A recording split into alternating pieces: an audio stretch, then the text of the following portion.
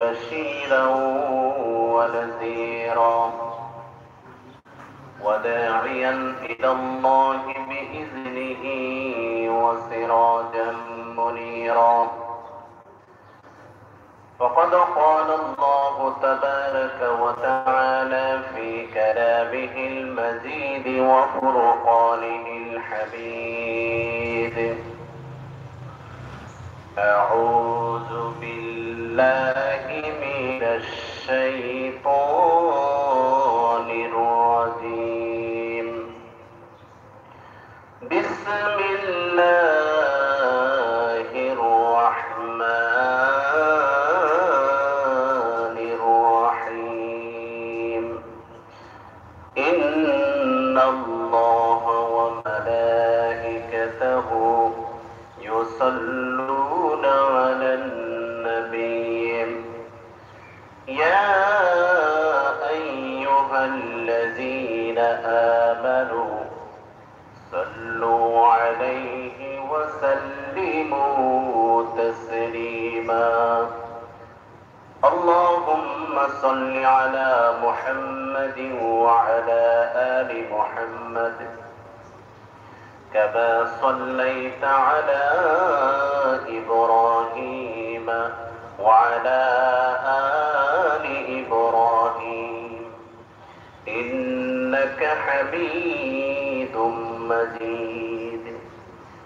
اللهم بارك على محمد وعلى آل محمد كما باركت على إبراهيم وعلى آل إبراهيم إنك حميد مجيد. উপস্থিত সম্মানিত মুসলিয়ান কেরাম, মহান আল্লাহ পাকের শাহী দরবারে শুকর আদায় করছি যে মহান আল্লাহ তাআলা আমাদেরকে পবিত্র জুমআ নামাজ আদায়ের জন্য আল্লাহ তাআলার মসজিদে আসার এবং বসার তৌফিক দান করেছেন। এজন্য সকলে দিল থেকে শুকর আদায় করে বলি আলহামদুলিল্লাহ। আল্লাহ রাব্বুল আলামিন বলেন, ওয়ালাউ তারা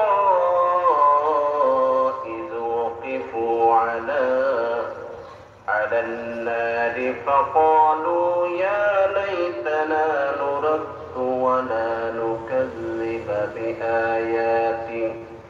بآيات ربنا ونكون من المؤمنين. তুমি যদি সত্যি তাদের দেখতে পেতে, যখন এদের আগুনের উপর এনে দাঁড় করানো হবে, তখন তারা বলবে, হায় যদি আমাদের আবার দুনিয়াতে ফেরত পাঠানো হতো, তাহলে আমরা আর কখনো আমাদের মালিকের আয়াত সমূহকে কখনো অস্বীকার করতাম না, আমাদের মালিকের আয়াত সমূহকে মিথ্যা প্রতিপন্ন করতাম না, এবং আমরা অবশ্যই ঈমানদার লোকদের মধ্যে শামিল হয়ে যেতাম। নবী আলাইহিস সালামকে বলেন আল্লাহ তাআলা, হে নবী, আপনি যদি ওই সময়টা দেখতেন যারা অবিশ্বাসী তাদেরকে যখন জাহান্নামের সম্মুখে নিয়ে উপস্থিত করা হবে, জাহান্নামে কিন্তু তখনও দেওয়া হয় নাই, আর জাহান্নামের ভয়াবহ দৃশ্য তারা নিজ চোখে তখন দেখতে পারবে আর বলবে, হায় আফসোস, যদি আমাদেরকে আবার দুনিয়ায় পাঠানো হতো, তাহলে আমরা সৎকর্মশীল ঈমানদার লোকদের মধ্যে শামিল হয়ে আসতাম। তারা আফসোস করবে। এইভাবে যারা জাহান্নামে যাবে তারা আফসোস করবে, আহারে দুনিয়ার জীবনটা খেলায় খেলায় অযথা নষ্ট করে দিয়েছি। কাজেই আজকে যদি এই সময়টা, এই সুযোগটা যদি আবারও পেতাম, তাহলে আমরা সৎকর্মশীল মানুষদের মধ্যে শামিল হয়ে যেতাম। কিন্তু আল্লাহ রাব্বুল আলামিন বলেন, বাল বাদা লাহুম মা কানু ইউখফুন মিন ক্বাবল ওয়ালাউ রুদ্দু লা'আদু লিমা নুহু আনহু ওয়া ইন্নাহুম লাকাযিবুন। এর আগে যা কিছু তারা গোপন করে আসছিল আজ তা তাদের জন্য উন্মুক্ত হয়ে গেল। যদি তাদের আবার দুনিয়ায় ফেরত পাঠানো হয় তারা তাই করে বেড়াবে যা তাদেরকে নিষেধ করা হয়েছিল। অবশ্যই অবশ্যই তারা মিথ্যাবাদী। ওরা তো আফসোস করবে, আর যদি আমাদেরকে আবার দুনিয়ায় পাঠানো হতো তাহলে আমরা সৎকর্মশীল লোকদের মধ্যে সামিল হয়ে যেতাম।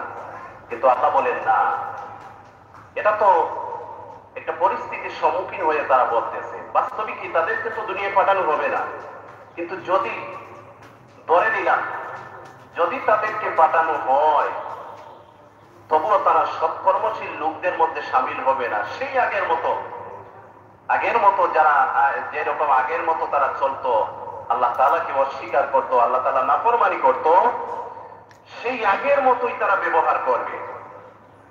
তারা মিথ্যাবাদী। ওয়া ইন্নাহুম লাকাযিবুন, ওরা মিথ্যাবাদী, ওরা সৎকর্মশীল মানুষদের মধ্যে শামিল হবে না। وقالوا إن هي إلا حياتنا الدنيا وما نحن بمبعوثين। এরা বলে আমাদের পার্থিব জীবনই হচ্ছে একমাত্র জীবন, আমরা কখনো পুনরুজ্জীবিত হব না, আমাদেরকে পুনরায় কখনো উঠানো হবে না। এই দুনিয়ার জীবনই আমাদের জন্য জীবন। এখানে প্রথমত আল্লাহ সুবহানাহু ওয়া তাআলা বলেন, কাফিররা যখন ভয়াবহ আযাবের দৃশ্যের সম্মুখীন হবে, জাহান্নামের ভয়াবহ দৃশ্য দেখবে আর বলবে আমাদেরকে যদি আবার দুনিয়ায় পাঠানো হতো তাহলে আমরা সৎকর্মশীল হতাম। কাজেই এখান থেকে আমাদের জন্য লিসন, এখানে আমাদের জন্য লিসন হচ্ছে এই জীবনটা হচ্ছে আমাদের জন্য একটা পরীক্ষার জায়গা। দুনিয়ার প্রতিষ্ঠান থেকে স্কুল কলেজ ভার্সিটিতে একবার পরীক্ষায় ফেল করলে দ্বিতীয়বার পড়াশোনা করার সুযোগ থাকে। কিন্তু এই পৃথিবীতে সমগ্র মানব গোষ্ঠী হচ্ছে এক একজন পরীক্ষার্থী। আর স্বয়ং আল্লাহ পাক হচ্ছেন পরীক্ষক। আমাদের থেকে তিনি জীবনের পরীক্ষা নিচ্ছেন। জীবনের পরীক্ষা এমন একটা পরীক্ষা, এই জীবনের পরীক্ষা একবার ফেল করলে পুনরায় পরীক্ষা দেওয়ার কোনো সুযোগ নাই। জীবনের পরীক্ষাটা দেখেন, দুনিয়ার প্রতিষ্ঠানের পরীক্ষা থেকে মানুষের জীবনের পরীক্ষাটা অনেক বেশি গুরুত্বপূর্ণ। কেন আল্লাহ সুবহানাহু ওয়া তাআলা বলেছেন, আল্লাযী খালাকাল মাউতা ওয়াল হায়াতা লিয়াবলুয়াকুম আইয়ুকুম আহসানু আমালা। আমি আল্লাহ মানুষের জীবন মরণ, মানুষের হায়াত মওত এজন্য সৃষ্টি করেছি যে আমি আল্লাহ পরীক্ষা করে নিতে চাই তোমাদের মধ্যে থেকে কে কর্মগত দিক থেকে উত্তম। মানুষের কর্মের পরীক্ষা নেওয়ার জন্য আল্লাহ তাআলা মানুষের জীবন মৃত্যু সৃষ্টি করেছেন। কাজেই এই দুনিয়ার সব মানুষ হচ্ছেন পরীক্ষার্থী। আর জীবনের পরীক্ষাটা এতই গুরুত্বপূর্ণ, একবার এখানে ফেল করলে দ্বিতীয়বার দুনিয়ায় এসে আর পরীক্ষা দেওয়ার কোনো সুযোগ নেই। এজন্য একজন পরীক্ষার্থী যেমন পরীক্ষার হলে গিয়ে তাকে সময় নির্ধারণ করে দেওয়া হয়, 1 ঘন্টা 2 ঘন্টা 2.5 ঘন্টা 3 ঘন্টা সময় নির্ধারণ করে দেওয়া হয়। পরীক্ষার্থী যদি এই সময়ের মধ্যে নির্দিষ্ট প্রশ্নগুলোর আনসার যদি করতে না পারে তাহলে সে ফেল করবে। ওই সময়টা তার জন্য খুবই গুরুত্বপূর্ণ।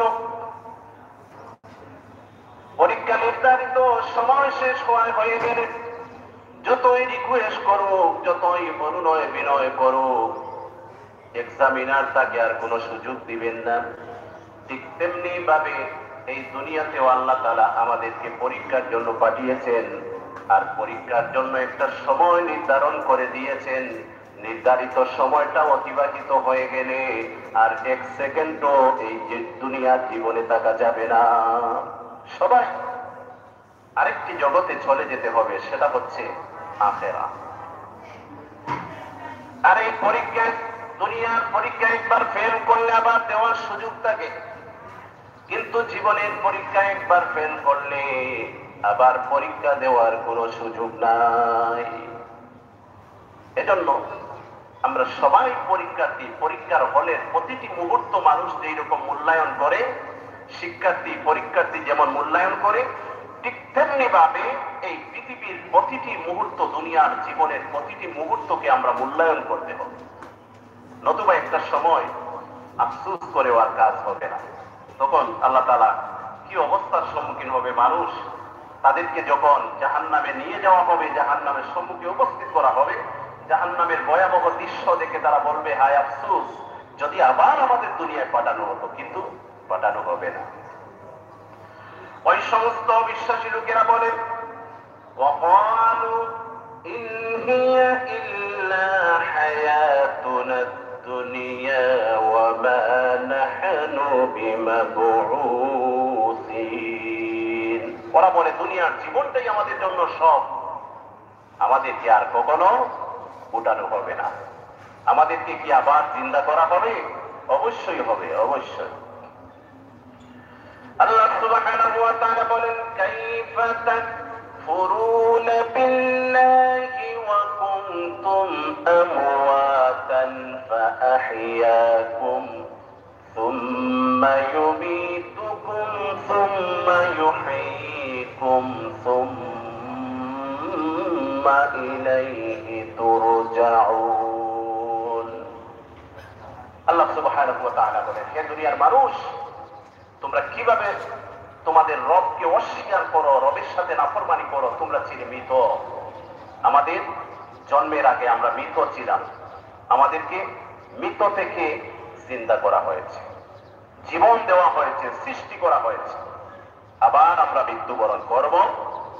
সুম্মা ইলাইহি তুরজাউন, আবার আমাদেরকে পুনরায় জীবিত করা হবে। মৃত ব্যক্তিকে যখন আমরা কবরের মধ্যে রেখে দিয়ে কবরের উপর মাটি দেই, তখন কি বলি? মিনহা খালাকনাকুম ওয়া ফিহা নুঈদুকুম ওয়া মিনহা নুখরিজুকুম তারাতান উখরা।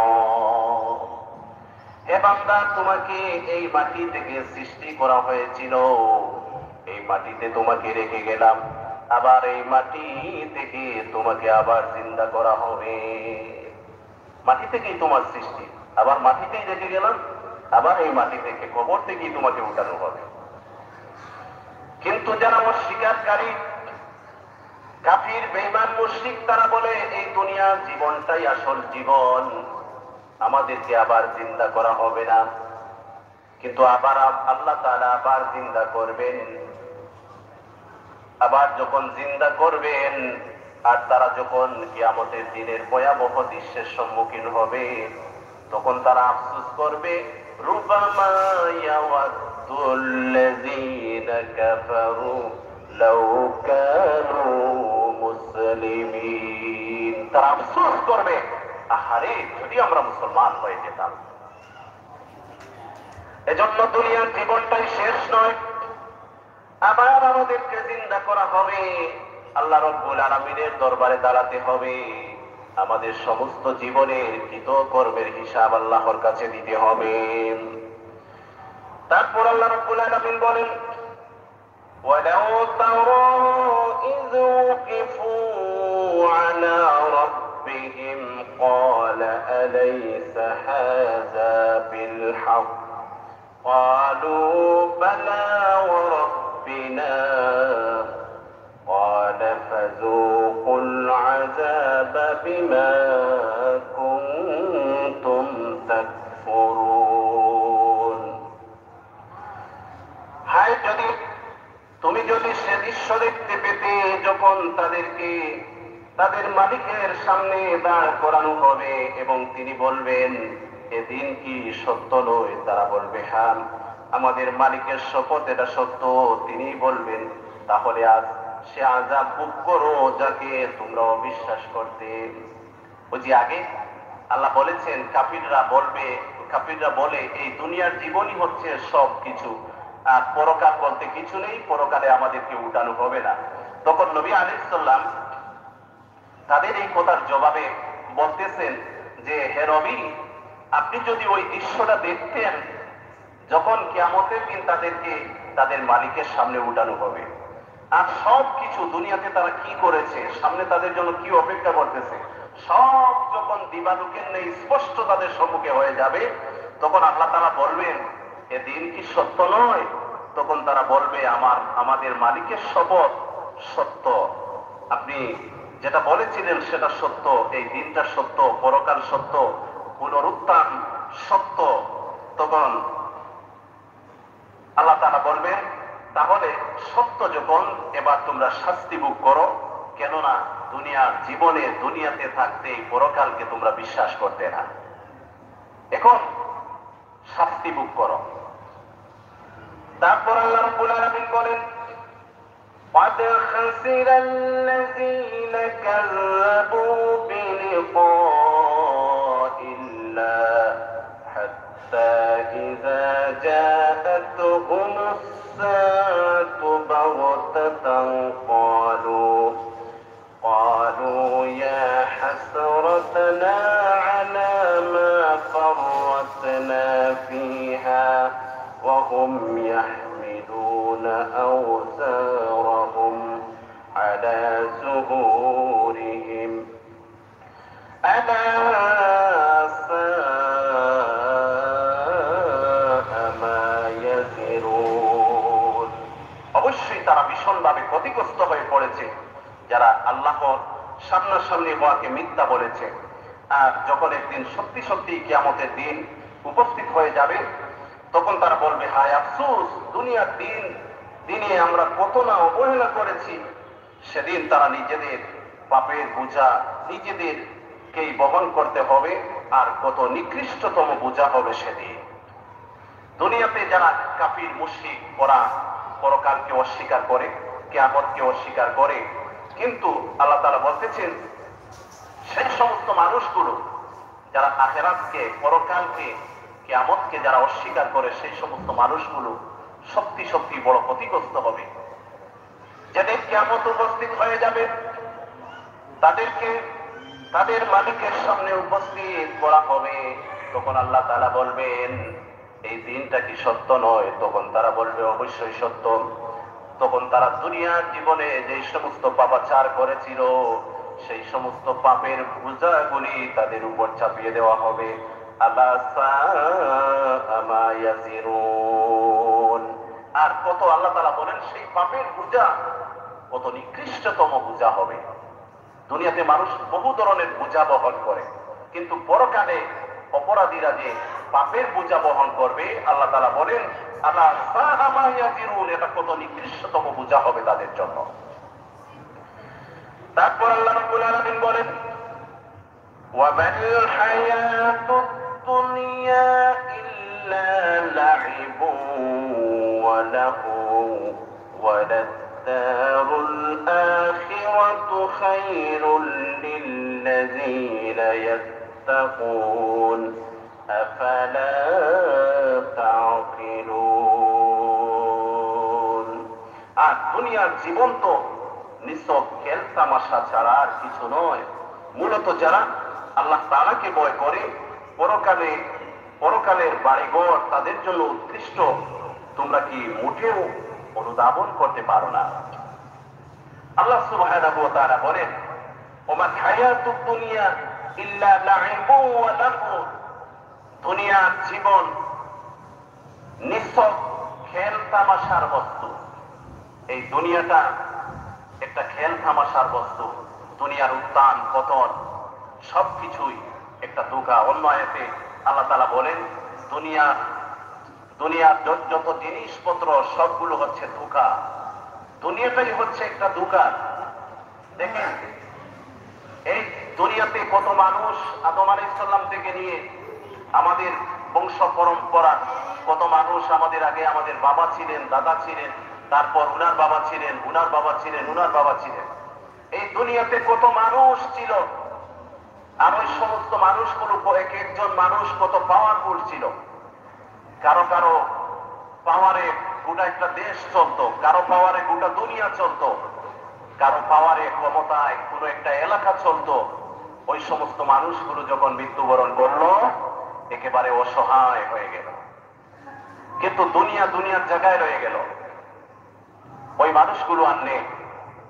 যে বাড়িতে ওরা বাস করত সেই বাড়িটি আজও আছে, কিন্তু সেই মানুষগুলো নেই। তাদেরকে যে জায়গার মধ্যে দাফন করা হয়েছে তাদের কবরের কোনো চিহ্ন নেই। আপনার দাদার বাবা বা উনার বাবা কয়েক জেনারেশন পিছনে যান, ওদের কবরটা শিওর হয়ে কি বলতে পারবেন যে আপনার পরদাদা এই জায়গায় ওনার কবর, বা তারা এর আগে জেনারেশন যারা ছিল কবরেরও কোনো নামগণ নেই, কোনো চিহ্ন নেই। কিন্তু এই পৃথিবীতে মানুষ চলে যায় কিন্তু তার কৃতকর্মগুলো রয়ে যায়। সেই সমস্ত মানব গোষ্ঠীগুলো যদি ভালো কাজ করে যায় তাদের নাম ইতিহাসে হাজার হাজার শত শত বৎসর পর সম্মান করে লিখে থাকবে। আর যদি ওরা দুষ্কৃতিকারী হয়, খারাপ হয়, তাহলে মানুষ ঘৃণার সাথে তাদেরকে স্মরণ করবে। তো মানুষ চলে যায় কিন্তু তার কৃতকর্মগুলো রয়ে যায়। এটা দুনিয়াতেও থাকে, পরকালেও থাকে। তো আল্লাহ সুবহানাহু ওয়া তাআলা বলেন এই দুনিয়া হচ্ছে একটা খেল তামাশার বস্তু, এই দুনিয়া একটা দুঃখার বস্তু, আর সব মানুষ এই দুনিয়ার জন্য পাগল। দেখেন এই পৃথিবীতে আমরা আসার আগে আরেকটা জায়গায় ছিলাম, সেটা ছিল রূহ জগৎ। রূহ জগতে কতদিন ছিলাম আমরা জানি না। রূহ জগৎ থেকে আমরা আসলাম দুনিয়ার জগতে।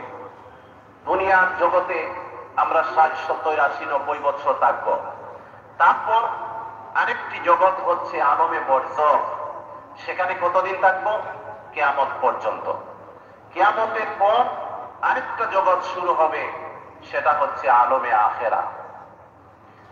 রূহের জগৎ, দুনিয়ার জগৎ, কবরের জগৎ, আখেরাতের জগৎ, 4টা জগৎ। এই 4টা জগতের মধ্যে সব থেকে কম সময় আমরা অবস্থান করি দুনিয়ার জগতে। আর দুনিয়ার জগতের কৃতকর্ম আমলের উপর ফলাফল ভিত্তি করবে পরবর্তী 2টা জগৎ, বরজখ এবং আখেরা, কবর এবং পরকাল। সেই 2টা জগতের সুখ, শান্তি, আরাম, আয়েশ সবকিছু ভিত্তি করবে এই দুনিয়ার জীবনের কৃতকর্মের উপর। আমি আগেই বলেছি এই দুনিয়াটা হচ্ছে একটা পরীক্ষার জায়গা। সব মানুষ হচ্ছে আমরা পরীক্ষার্থী, আর স্বয়ং আল্লাহ পাক হচ্ছেন পরীক্ষক। দুনিয়ার পরীক্ষায় একবার ফেল করলে আবার পরীক্ষা দেওয়ার সুযোগ থাকে, কিন্তু জীবনের পরীক্ষা একবার ফেল করলে আর দ্বিতীয়বার দুনিয়ায় এসে পরীক্ষা দেওয়ার কোনো সুযোগ নেই। কাফিররা, অবিশ্বাসীরা, মুশরিকরা, তাদেরকে যখন জাহান্নামের সম্মুখে নিয়ে উপস্থিত করা হবে আর তারা বলবে আমাদেরকে ইয়া লাইতানা নুরাদ্দু ওয়া লা নুকাজ্জিবা বিআয়াতি রাব্বিনা ওয়া নাকুনা মিনাল মুমিনিন। তারা বলবে হায় আফসোস, যদি আমাদেরকে আবার দুনিয়ার জীবনে পাঠানো হতো তাহলে আমরা সৎকর্ম করে নেককার লোকদের মধ্যে শামিল হয়ে যেতাম। কিন্তু আল্লাহ বলতেছেন তারা মিথ্যা বলতেছে। ওরা আফসোস করবে।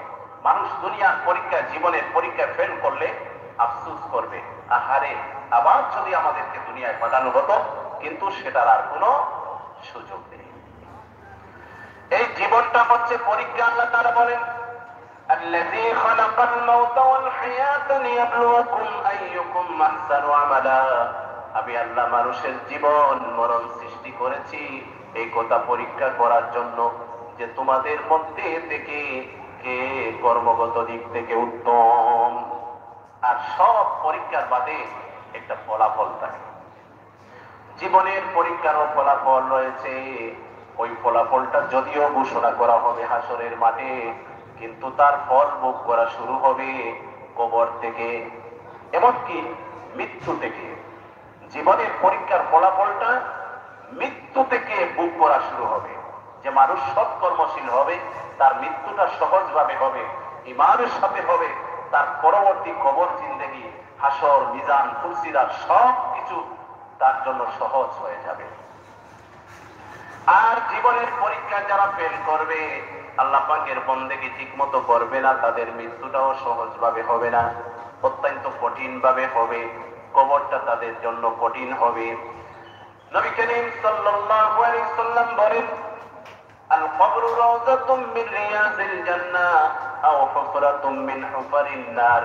কবর মানুষের জন্য হয়তোবা তার জন্য জান্নাতের টুকরা হবে, নতুবা তার জন্য জাহান্নামের গর্ত হবে। কবরটা তার জন্য হয়তো জান্নাতের টুকরা, নতুবা জাহান্নামের গর্ত। আমি আগেই বলেছি, জগৎ হচ্ছে চারটি: রূহ জগৎ, দুনিয়ার জগৎ, বরজখ, আখিরাত। রূহ জগতে থাকাকালীন আল্লাহ রাব্বুল আলামিন আমাদেরকে প্রশ্ন করেছিলেন, আলাস্তু বিরাব্বিকুম, আমি কি তোমাদের রব নই? সবাই আমরা একসাথে জবাব দিয়েছিলাম, ক্বালু বালা। আরবিতে নাম মানে ওহা, বালা মানে ওহা। আমরা নাম না বলে বালা বলেছিলাম, অর্থাৎ বালার মধ্যে তাগীদ রয়েছে। কেন নয়? অবশ্যই আপনি আমাদের রব। আমরা বালা বলেছিলাম, ক্বালু বালা, অবশ্যই আপনি আমাদের রব।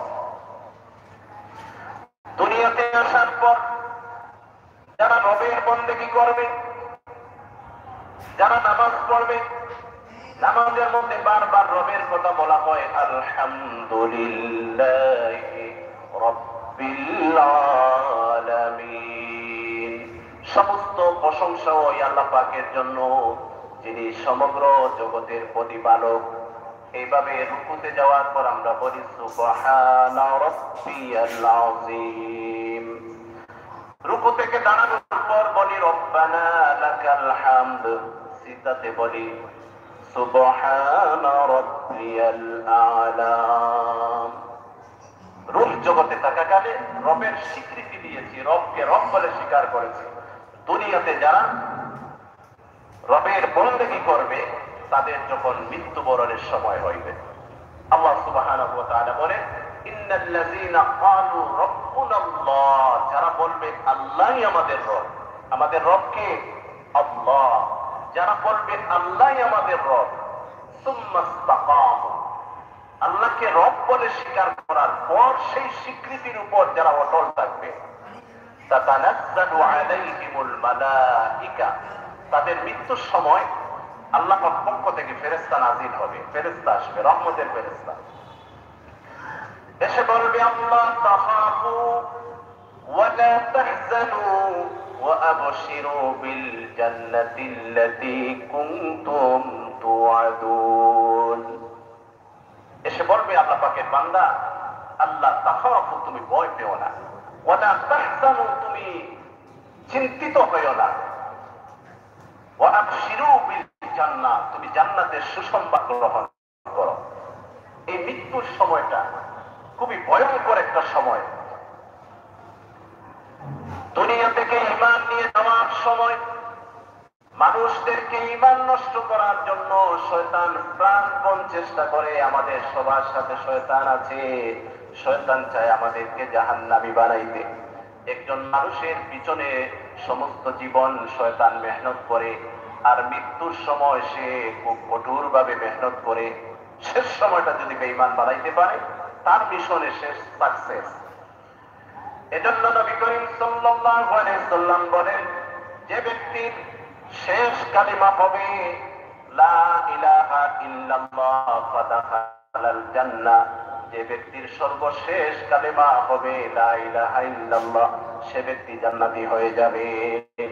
এজন্য শয়তান চায় মৃত্যুর সময় মানুষের ঈমান নষ্ট করতে। এজন্য শয়তান ওই সময় বিভিন্ন রকমের ফন্দি নিয়ে মানুষের মুমূর্ষু ব্যক্তির সামনে উপস্থিত হয়। আর সেই লোকটা যদি ঈমানদার হয়, ওই যে আল্লাহ বললেন, যারা বলবে আল্লাহই আমাদের রব, তারপর সেই স্বীকৃতির উপর অটল থাকবে, মানে আল্লাহ পাকের বন্দেগী করবে, তাদের যখন মৃত্যুর সময় আসবে, আল্লাহ পাকের পক্ষ থেকে রহমতের ফেরেশতা তার কাছে উপস্থিত হবে। রহমতের ফেরেশতা যখন আসবে, তখন শয়তান রহমতের ফেরেশতাকে দেখে পলায়ন করবে।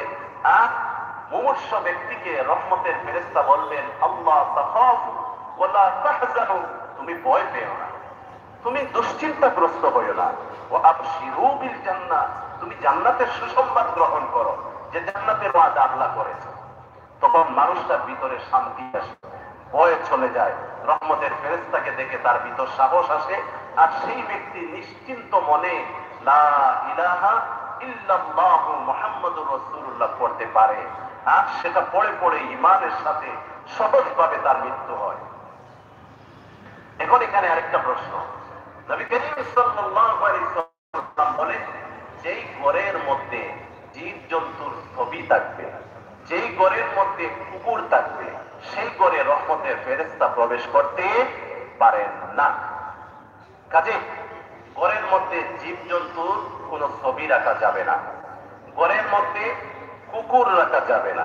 যদি রাখেন তাহলে এই ঘরে রহমতের ফেরেশতা আসবেন না। মৃত্যুর সময় যদি আপনার কাছে রহমতের ফেরেশতা না আসতে পারেন, তাহলে কি অবস্থা হবে বুঝতে পারছেন? অন্য হাদিসে নবী করিম সাল্লাল্লাহু আলাইহি সাল্লাম বলেন, তোমরা মুমূর্ষ ব্যক্তির পাশে সূরাতুল ইয়াসিন পাঠ করো। কেননা মুমূর্ষ ব্যক্তির কাছে সূরাতুল ইয়াসিন পাঠ করলে তার মৃত্যুটা সহজ হয়, মৃত্যু যন্ত্রণা কম হয়।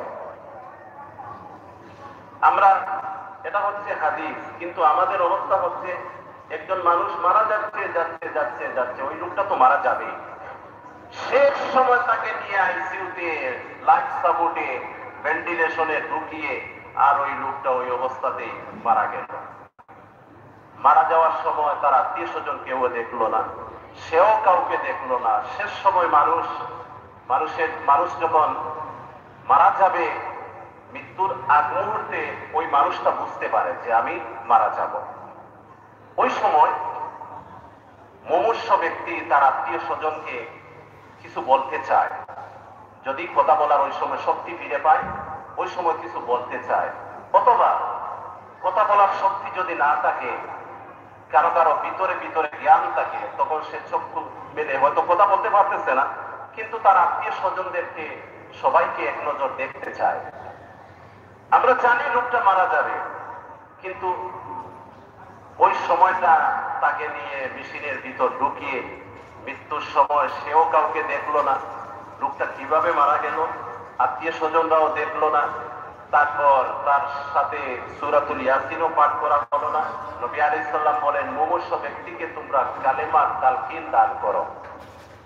তাহলে হয়তোবা এটা শুনে ওই লোকটার, কারণ মৃত্যু যন্ত্রণা বড় কঠিন, মৃত্যু যন্ত্রণা বড় কঠিন।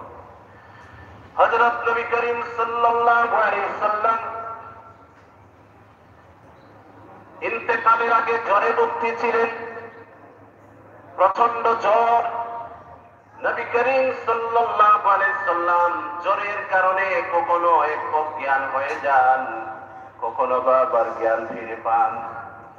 ওই সময় হযরত নবী আলাইহিস সালামের এই অবস্থা দেখে ফাতেমা রাদিয়াল্লাহু আনহা খুব বেশি কান্না করতেছে।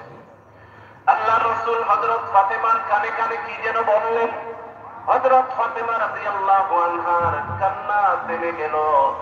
হযরত নবী করিম সাল্লাল্লাহু আলাইহি ওয়াসাল্লাম যখন জ্ঞান ফিরে পেলেন, এমন সময় হঠাৎ করে দরজায় কে যেন নক করলেন। হযরত ফাতেমা দরজা খুলে দিলেন।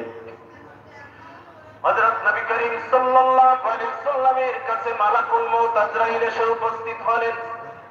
এসে বললেন, ইয়া রাসূলুল্লাহ, আল্লাহ সুবহানাহু ওয়া তাআলা আপনাকে সালাম জানিয়েছেন আর বলেছেন আপনি যদি দুনিয়াতে থাকতে চান আল্লাহ আপনার হায়াত বৃদ্ধি করে দিবেন, আর যদি আল্লাহ তাআলার সান্নিধ্যে চলে যেতে চান তাহলে আমি যেন আপনাকে নিয়ে যাই। নবী আলাইহিস সালাম জবাবে বলেছিলেন, আল্লাহুম্মা রাফিকিল আলা, আমি আল্লাহ তাআলার সান্নিধ্য, আল্লাহ তাআলার দিদারকে পছন্দ করি। নবী করিম সাল্লাল্লাহু আলাইহি সাল্লাম এই অবস্থায় মালাকুল মউত নবী আলাইহিস সালামের সিনার মধ্যে হাত রাখলেন।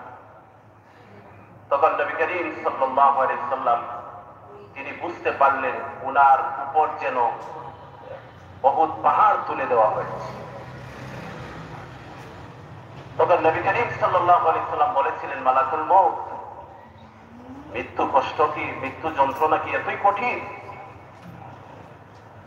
নবী আলাইহিস সালাম বলেছিলেন, হে আজরাইল, মালাকুল মউত, মৃত্যুর যত কষ্ট, যত যন্ত্রণা তুমি সব আমাকে দিয়ে দাও, আমার ইমানদার উম্মতদের যেন কোনো কষ্ট না হয়। মৃত্যু যন্ত্রণা বড় কঠিন, বড় কঠিন। ওই সময় নবী আলাইহিস সালাম বলেন, মুমূর্ষু ব্যক্তিকে তোমরা কালেমার তালকিন দাও, মুমূর্ষু ব্যক্তির কাছে তোমরা সূরাতুল ইয়াসিন পাঠ করো। তো আমাদের একটা সামাজিক ফ্যাশন হয়ে গেছে যে শেষ সময় যদি একটু আত্মীয়, নিজের বাবাকে বা মাকে বা কাউকে, নিকটাত্মীয় কাউকে শেষ চেষ্টা হিসেবে একটু আইসিইউতে নেওয়া হোক, ভেন্টিলেশনে নেওয়া হোক, যত ধরনের যা কিছু করা লাগে করা হোক, এটা তো আত্মীয় হিসেবে এটা দায়িত্ব করতে হবে। কিন্তু যে ডাক্তারের অধীনে আপনি চিকিৎসা নেবেন সেই ডাক্তারের সাথে আপনি ক্লিয়ার কথা বলবেন যে আপনারা রোগীকে পর্যবেক্ষণ করবেন। যদি বুঝেন আমার রোগী আর বাঁচবে না, আপনারা এখানে মেশিনের ভিতর ঢুকিয়ে রাখবেন না, রোগীকে আমাদের কাছে দিয়ে দিবেন, অথবা রোগীর সাথে আমরা যেন থাকতে পারি সেই সুযোগটা দিবেন। তাহলে মুমূর্ষু ব্যক্তিকে যদি কালেমার তালকিন দেওয়া হয়, তার সাথে যদি তার সম্মুখে যদি সূরাতুল ইয়াসিন পাঠ করা হয়, তাহলে সেই লোকটার মৃত্যু যন্ত্রণাটা কঠিন হবে। সেও আত্মীয় স্বজনকে শেষবারের মতো দেখতে পারবে, আত্মীয় স্বজনরাও কিভাবে তার মৃত্যুটা হচ্ছে শেষবারের মতো একটু দেখতে পারবে। আল্লাহ তাআলা আমাদের সবাইকে এই ধরনের কঠিন পরিস্থিতি থেকে হেফাজত করুন, সকলে বলি আমিন। তো আল্লাহ সুবহানাহু ওয়া তাআলা বলেন, দুনিয়ার জীবন হচ্ছে নিছক খেলতামাশার বস্তু। আল্লাহ রাসূল বলেন, দুনিয়াতে তুমি এমন ভাবে থাকো যেমন কোন মুসাফির বা পথিক থাকে। একজন মুসাফির সফর করতেছে, রাস্তার মধ্যে কিছু সময়ের জন্য অবস্থান নিল। সেই সময়ের মুসাফিরের অবস্থান নেওয়া, বিশ্রাম নেওয়াটাই হচ্ছে এই দুনিয়ার জীবন। নবী আলাইহিস সালাম বলেন, দুনিয়াতে তুমি এমন ভাবে জীবন যাপন করো যেন আজকের জীবনটাই তোমার জীবনের শেষ দিন, আজকের দিনটাই তোমার জীবনের শেষ দিন, এমন ভাবে তুমি জীবন যাপন করো। এই দুনিয়াটা হচ্ছে ধোঁকা, কাজে দুনিয়ার ধোঁকায় পড়ে আমাদের দুনিয়ার জীবনটা যেন নষ্ট না হয়। নবী আলাইহিস সালাম বলেন, আর দুনিয়া মাজরাতুল আখিরাহ, দুনিয়া হচ্ছে পরকালের ক্ষেতের জায়গা, পরকালের জন্য এখানে ক্ষেত করার জায়গা, খামানোর জায়গা। একজন মানুষ বিদেশ গেছে, সেখানে রুচি করে, ইনকাম করে, দেশে পাঠায়, বউ বাচ্চা, আত্মীয় স্বজন, পরিবারের লোকজন এখানে খায়। তারপর একটা সময় সারা জীবন সে বিদেশ পড়ে থাকে না। যারা বিশেষ করে মিডিল ইস্ট থাকে, একটা সময় একটা পুঁজি অর্জন করার চেষ্টা করে, সেই পুঁজি দিয়ে এই কিছু একটা করার চেষ্টা করে যাতে বাকি জীবন সে আরামসে অতিবাহিত করতে পারে, বাচ্চাদেরকে প্রতিষ্ঠিত করতে পারে, লেখাপড়া করাইতে পারে। ঠিক তেমনি ভাবে এই দুনিয়া হচ্ছে আমাদের জন্য প্রবাস জীবন, এটা আমাদের আসল ঠিকানা না। মুমিনদের আসল ঠিকানা হচ্ছে জান্নাত, মুমিনদের আসল ঠিকানা জান্নাত। এটা হচ্ছে মুসাফিরখানা, এই দুনিয়াটা হচ্ছে একটা মুসাফিরখানা। আর দুনিয়ার মধ্যে এসে আমরা সবাই দুনিয়ার ধোঁকায় পড়ে গেছি। দুনিয়ার ধোঁকায় কখনো পড়া যাবে না। এর জন্য আল্লাহ তাআলা বলেন, ওমাল হায়াতুদ দুনিয়া ইল্লা লাইবু ওয়া লাহু ওয়ালাদ-দারুল আখিরাতু খায়রুল লিল্লাযিনা ইয়াত্তাকুন আফালা তা'কিলুন। আর এই দুনিয়া হচ্ছে নিছক একটা খেলতামাশার বস্তু।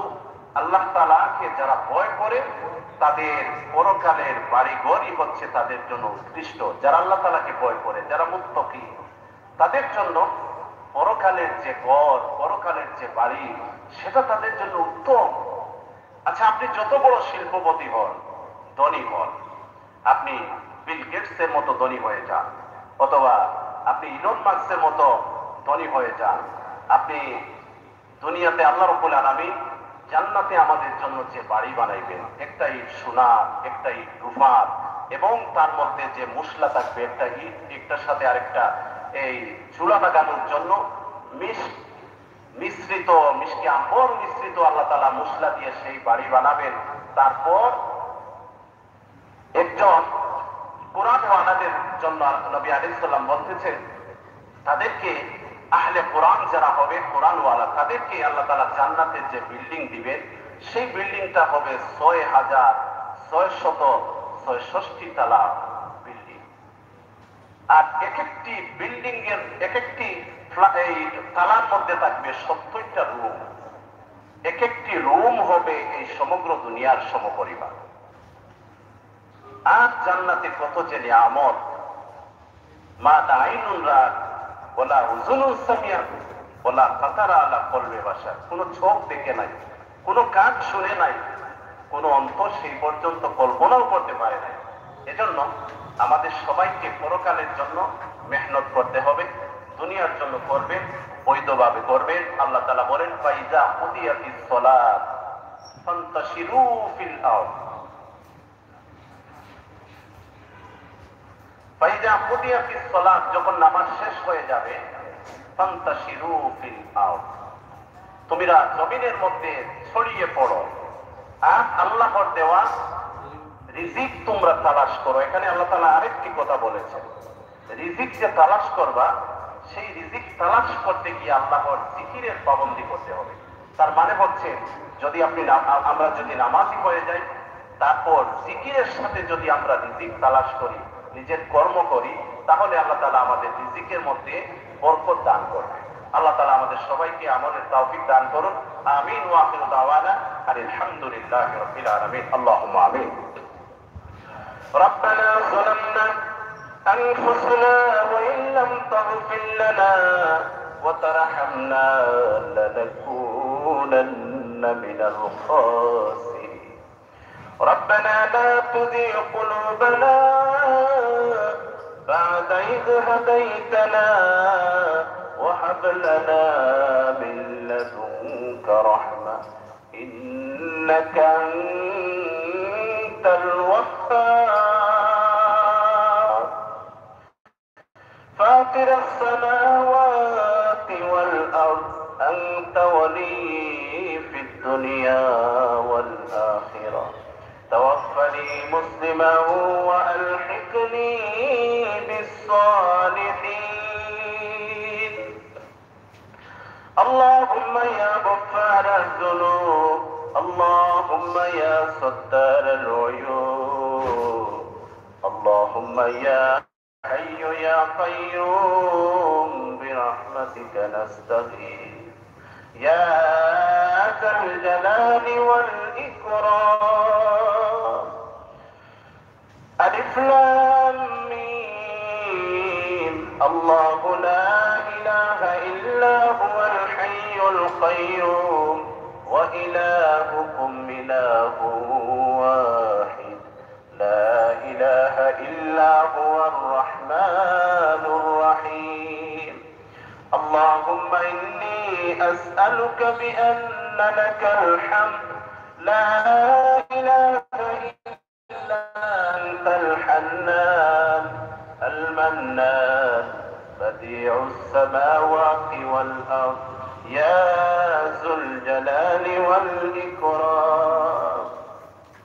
اللهم اغفر لي حينا وميتنا وشاهدنا وغائبنا وصغيرنا وكبرنا وذكرنا وأنثانا.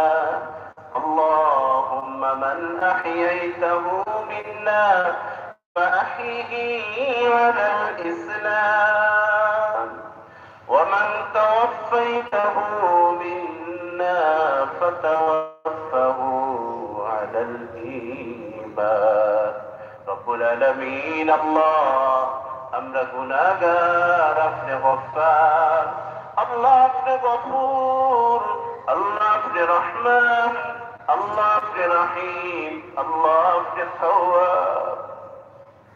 শয়তানের দোকার মধ্যে পড়িয়া সমস্ত জীবনটা বরবাদ করে নিছি আল্লাহ। মাথা থেকে পা পর্যন্ত গুনার সাগরের মধ্যে ভাসাইয়া গুনার সাগরও হাবুডুবু খাইতে আছে।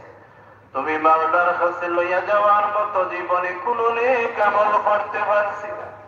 এই মুহূর্তে মালাকুল মউত উপস্থিত হইলে তুমি মাওলার কাছে লইয়া যাওয়ার কোনো আমল নাই। আল্লাহ মেহেরবানি করি আমরা তামাম জিন্দেগির গুনাহ খাতারে মাফ করবা। আল্লাহ আমরা যদি মাফ করে দিলাম, আল্লাহ আপনার কোনো ক্ষতি হইত না।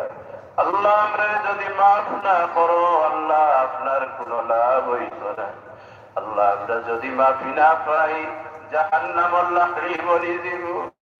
আল্লাহ আমরা জাহান্নামের লাকড়ি বানাইও না। কিয়ামতের ময়দান লক্ষ লক্ষ কোটি কোটি মানুষের সামনে আল্লাহ আপনারে গুনাহগার হইয়া দিও না। আল্লাহ তুমি ফরমাইছো যত গুনাহ করস না কেন বান্দা, লা তাকনাতু মির রাহমাতিল্লাহ। আল্লাহ তোমার ওই আশার বাড়ি শুনিয়া বুক ভরা সারিয়া তুমি মাওলার দরবার ভিখারি ভিক্ষু করবে সে দুইখানা খাতিছি। আল্লাহ আমরা রাত্রে তুমি খালি ফিরাইয়া দিও না। আল্লাহ তোমার রহমত মাগফিরাত দ্বারা আমরা রাত্রে পরিপূর্ণ করিয়া দিলাম।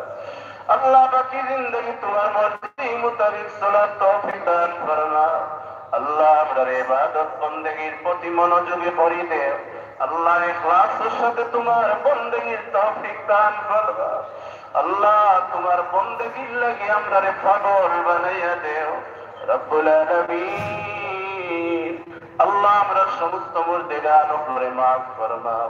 বিশেষ করে আমরা কবরবাসী মা বাবারে মাফ ফরমাও। জিন্দা আপনারে হেদায়েত দান ফরমাও। আয় আল্লাহ আমরা বিমারি আপনারে শিফা দান ফরমাও রব্বুল আলামিন। তোমার হাবিব জিন্দা মুর্দা तमाम উম্মতরে মাফ ফরমাও। আল্লাহ তোমার বান্দা কুরআনুল কারীমের খতম করছে, আল্লাহ এর সব লক্ষ কোটি গুণে বাড়াইয়া আয় আল্লাহ তোমার বান্দির এবং আমরা সবার মুর্দেগান আপনার রুহে আর রওয়ার উপরে নিয়ে পৌঁছাইয়া দিও। আল্লাহ এর সব আল্লাহ তোমার হাবিবের খিদমত হাদিয়া পৌঁছাও। আল্লাহ হুকমে কোরআনের সব সমস্ত সাহাবায়ে কেরাম তাবিঈন তবে তাবিঈন আইম্মায়ে মুজতাহিদিন সুলফে সালিহিন আয় আল্লাহ तमाम রুহে আর রওয়ার উপরে নিয়ে পৌঁছাই দে। আল্লাহ আমরা ওভাবে আপনার বাকে দূর ফরমা, মুসিবত জাদা আপনার মুসিবত রে দূর ফরমা। আল্লাহ পরেশান ওয়ালা আপনার পরেশানি রে দূর ফরমা। আল্লাহ হাজত মন্দ ওয়ালা আপনার হাজত রে পূর্ণ ফরমা। আয় আল্লাহ আল্লাহ আমরার বদামনির কারণে কঠিন কোনো বেমার দিও না। আল্লাহ আমরার বদামনির কারণে দুনিয়া আখিরাতের কোনো ঘাটের মধ্যে আটকাইয়া বেইজ্জত করিও না। আল্লাহ আমরার বদামনির কারণে আমরার আওলাদ করলে গুমরা পথভ্রষ্ট জাহান্নামী বানাইও না। আল্লাহ আমরার আওলাদ হওয়ার কারণে আমরারে জাহান্নামী বানাইও না রব্বুল আলামিন। আল্লাহ আমরার পরিবার করে আল্লাহ তুমি হেদায়েত দান ফরমা। আল্লাহ আমরা আত্মীয় স্বজন যারা বিদেশ আছে আল্লাহ সবাই হেফাজত ফরমাও রব্বুল আলামিন। আল্লাহ আমরা জান মাল ও ইজ্জত আপনার হেফাজত ফরমাও। এই মুহূর্তে আমরা পক্ষ থেকে নাম দরি দরি সোনার মদিনায় অসংখ্য অগণিত দুরূদ এবং সালাম হাদিয়া করছি। আল্লাহ আমরা বারবার মক্কা মদিনার জিয়ারত নসিব করো। আল্লাহ বারবার মক্কা মদিনার জিয়ারত নসিব ফরমা। আয় আল্লাহ তোমার এক বান্দা আয় আল্লাহ তানোর যে অসুবিধা আল্লাহ তুমি দূর ফরমাও। আয় আল্লাহ তোমার বান্দারে সাহায্য ফরমাও। আয় আল্লাহ আমরা সবার হায়াত ও আমল ও বরকত দান ফরমাও। আয় আল্লাহ যেদিন আমরার হায়াত শেষ হয়ে যাব আয় আল্লাহ আমরার গুনাহ থেকে পাক সাফ করাইয়া আয় আল্লাহ ঋণ মুক্ত করিয়া আয় আল্লাহ তুমি মাওলার সন্তুষ্টি অর্জন করিয়া আল্লাহ তোমার হাবিবর চেহারা আনোয়ারদের সামনে রাখিয়া আমরার মুখটাকে জারি করে দিও লা ইলাহা ইল্লাল্লাহু মুহাম্মাদুর রাসূলুল্লাহ ওয়া সালামুন আলাল মুরসালিন ওয়া আলহামদুলিল্লাহি রাব্বিল আলামিন।